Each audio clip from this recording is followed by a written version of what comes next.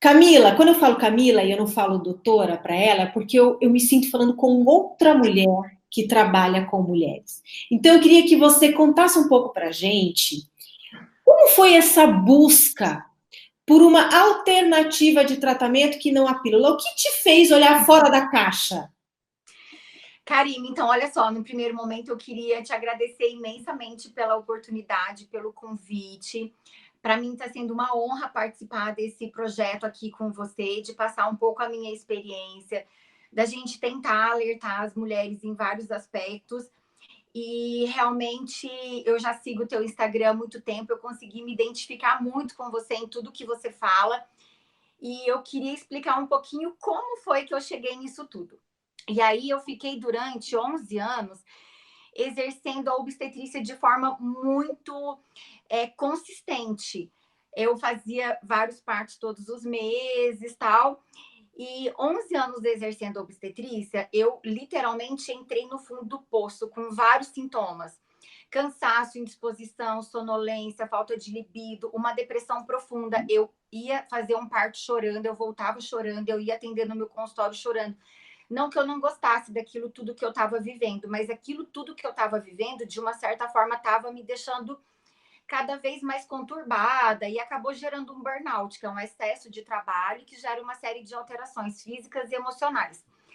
E aí eu passei por uma série de exames hormonais e tudo mais, e aí caiu uma ficha que aos 32 anos eu não tinha uma gota de hormônio sendo produzida no meu corpo. Isso sendo ginecologista e vivendo isso intensamente o tempo todo, tratando as mulheres, prescrevendo anticoncepcional para tudo. Doutora, a minha cólica é intensa, anticoncepcional. Eu tenho ovário policístico, anticoncepcional. Eu tô com vida sexual ativa, anticoncepcional. Eu tô menstruando, anticoncepcional. Eu não quero menstruar, anticoncepcional. E aí era aquilo ali loucamente, eu não sabia identificar. Na realidade, a gente não para identificar e para analisar tudo aquilo ali que está acontecendo com a mulher. E aí eu falei, nossa, eu tenho 32 anos hoje, eu tô com uma vida profissional bacana, mas ao mesmo tempo eu não me sinto bem. E quando eu decidi cuidar de mim, uma coisa que foi extremamente importante foi olhar para a minha questão hormonal e ver que eu não tinha nenhuma gota de hormônio sendo produzida no meu corpo e esse hormônio não estava sendo produzido porque eu estava tomando a pílula. Então, eu estava tomando pílula dos 18 aos 32. Eu só parei ali para engravidar, engravidei rápido. Logo depois, eu não consegui amamentar. E aí, eu já voltei a tomar a pílula. Quando eu parei de tomar a pílula, a minha vida mudou. Mas mudou total. Energia, disposição emocional, libido, lubrificação vaginal, desejo, até raciocínio, memória, mudou tudo. Aí eu falava, gente, não pode ser. E aí eu estava fazendo nesse período acompanhamentos hormonais e os meus hormônios, que eram zerados, para você ter ideia, Karine, a minha testosterona era indetectável. Tipo, aos 32 anos, o laboratório não conseguiu quantificar a minha quantidade de testosterona. Isso em virtude do uso do anticoncepcional. E aí mudou tanto. Aí eu falei, gente, o que eu tenho feito com o meu corpo nesses anos e o que é que eu tenho feito com as minhas pacientes nesses anos? Porque, querendo ou não, eu sou responsável por aquilo que eu estava prescrevendo para as minhas pacientes. Que para mim era o que a gente aprendia normalmente na faculdade, na residência, nos congressos, que a pílula ela é muito induzida para todos. Quando a mulher chega no consultório, dependendo da queixa dela, quase que 100% sai de lá com anticoncepcional. E antes, eu não tenho vergonha nenhuma de falar, eu prescrevia anticoncepcional para 90%.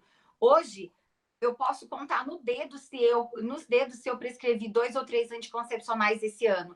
Porque assim, ó, não que eu não prescreva, mas são em momentos pontuais para alterações pontuais.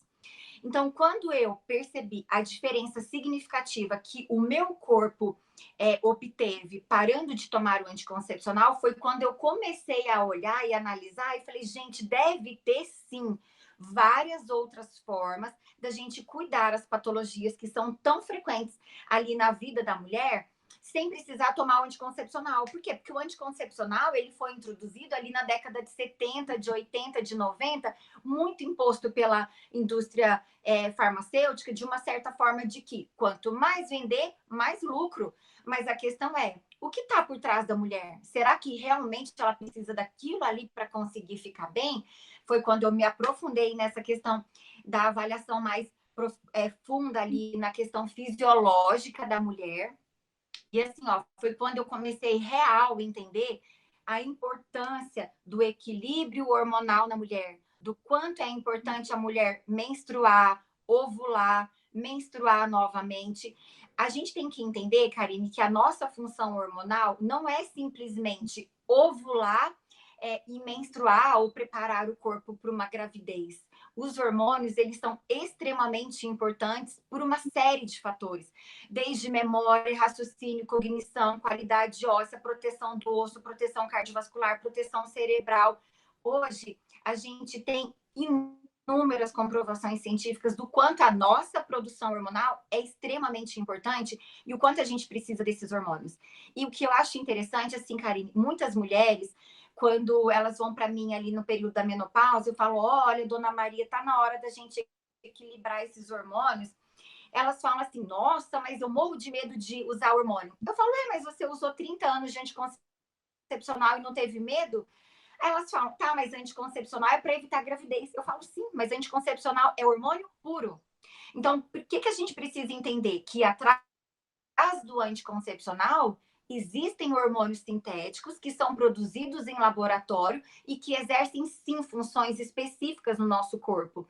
Essas funções, muitas vezes, podem melhorar as mulheres, mas muitas vezes elas podem, sim, trazer efeitos colaterais, como diminuindo a lubrificação vaginal, diminuindo o desejo sexual, aumentando, sim, o risco de trombose, de câncer, de alterações tromboembólicas, diminuição ali da questão do metabolismo, uma chance maior de ter disfunções do cortisol, disfunções da tireoide. Porque o que a gente tem que entender?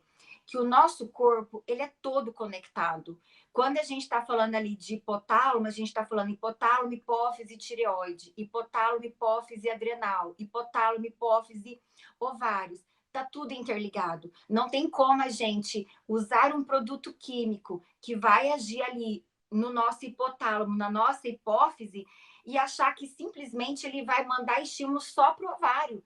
Pode sim alterar a nossa função de tireoide, pode sim alterar a nossa função do cortisol. E isso, ao longo do uso, vai trazendo problemas para as mulheres. E muitas vezes as mulheres, elas não associam essas alterações de cansaço, alterações emocionais. Por exemplo, hoje a gente tem sim trabalhos científicos que comprovam que as mulheres que tomam pílula têm uma propensão muito maior ou estão ali apresentando casos depressivos. Então, são mulheres que podem estar mais ansiosas, depressivas, nessa alteração emocional e estão tomando antidepressivo. Então, é muito comum as pacientes virem nos procurar por outros fatores, e ali na anamnese a gente diagnostica ou percebe, ou elas comentam, né, o uso de 2, 3 antidepressivos, sendo que aquilo ali poderia estar sendo evitado se ela tivesse uma produção hormonal em equilíbrio.